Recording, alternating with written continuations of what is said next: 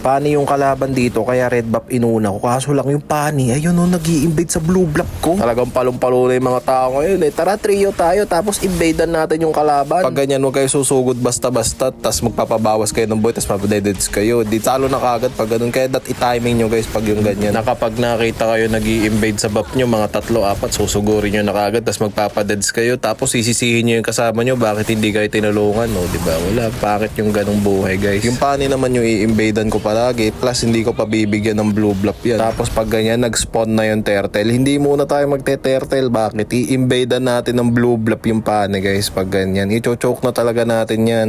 Huwag natin bigyan ng time na makapag-farm. Tingnan nyo, kahit tinutulungan pa yun ng mga kasama niya, wala, naka-snowball na tayo eh. Hotdog na yan eh. Pero pag nagpa-deads kayo, wala, makakabawi ka agad ng gold yun. Kaya onting ingat lang. Mag-building kayo ng defense item nyo syempre. Onting defense item lang. Tapos pag ganyan, bibigyan nyo na kaagad yung nasa harapan nyo. Kasi syempre, ala sa isip nila, protect ko yung Pani. Lalo na pag early pa lang, malambot pa yung roam dyan guys, wala pang item yan, pwede nyo bigyan ng bigyan yan. Pag ganyan pinagtutulungan kayo ng kalaban, never forget the battle of Yultong. Grabe, sobrang gigil na gigil yung kalaban. Pero pati sa Pani, gigil din sila, sabi ng Granger, itulog mo na yan Pani, baka gumaling ka pa sa panaginip mo mag-retreat. Pero wag ka marunong mag-3 cables yung Pani, kung may kita ako, diba? King Jasro, angas. Pero may napapansin ako, parang may kakaiba na sa Pani, parang gumagaling na mag-cable, tapos kumukunat na guys, nagbibuild na ng defense item. Dito sa pangyayari to, nakakaramdam na ako meron nang nangyayaring hindi maganda dito. Parang may kakaiba na. Ayan na, nasosolo kill na ng Tamos yung Alice. Mayroon ng kakaiba talaga nangyari. Nako po, ayan na, nagpapapatay na yung mga random nakakampi. Medyo kinakabahan na ako, kaya nagpupush-push na tayo. Tapos yan yung Tamos, gigil na gigil, palong-palo. Pag yung ganyan guys, takbuhan nyo guys, palong-palo yung Tamos pag yung ganyan. Magpa-cooldown lang kayo ng skill. Check nyo palagan pag wala ng ulti. Pag yung ganyan, pwede nyo na palagan yan. Malambot na yan. Tamos main din tayo, kaya alam natin yung kahinaan kung kailan siya pwedeng patay. Pero dito, nako po, yan na yung Pani ginagawa ng Puds Unovaria. Wina one hit combo na lang, nako po. Tapos dito, nakakutob na ako, madededs yung Alice, kaya nakabang lang tayo sa busay. Nung mapapana na nga. Tingnan nyo, masosolo kill pa sana ng Selena guys, kung di natin niligtas. Buti na niligtas natin. Pero yan na, nagka-clash na, susugod na nila, sinugod na nila yung clean, mapapatay agad yung clean dito. Tapos yung Kagura pa namin, gumamit ng combo sa tank.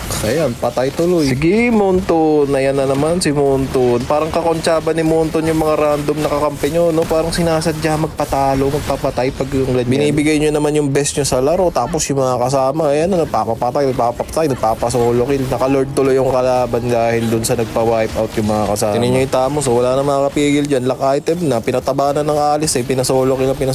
Pero syempre tayo, uutakan pa rin natin yung guys. Ang tatargetin na lang natin, ang kaya na lang natin patayin ay si Granger, pati yung si Lina guys. Yung Pani hindi na rin kaya, makunat na rin. Talagang kahit sa ang clash, ang tinatarget ko na lang yung si Lina na lang talaga yung kaya ko pag yung ganyan. Wala masyadong pantakas yun. Yung si Lina kasi yung bumubuhat sa kanila guys, ang galing mampana, tapos nang one hit. Kaya yun, tapos yan, wala na magagawa yung Tamos. O diba, punit na sila lahat. Yung ganyan guys, so wipe out no, pag ganyan, endable na, enjable na. Tapos magde-dep dito yung Pani guys. Tingnan natin kung paano mag-dep si King Jasro. Ay na, King Jasro na cable, na huli ng clean. Ako po, patay. Pero hindi ito easy game. Ako makikita nyo, tignan nyo yung kung ilang minutes, 20 minutes, tapos ayaw pa i-end daw, naglalaro pa yung mga kasama. Nakakagigil na. Halatang kasabwat ni Monton yung mga kakampi. Gusto pa ipatalo yung main hero eh.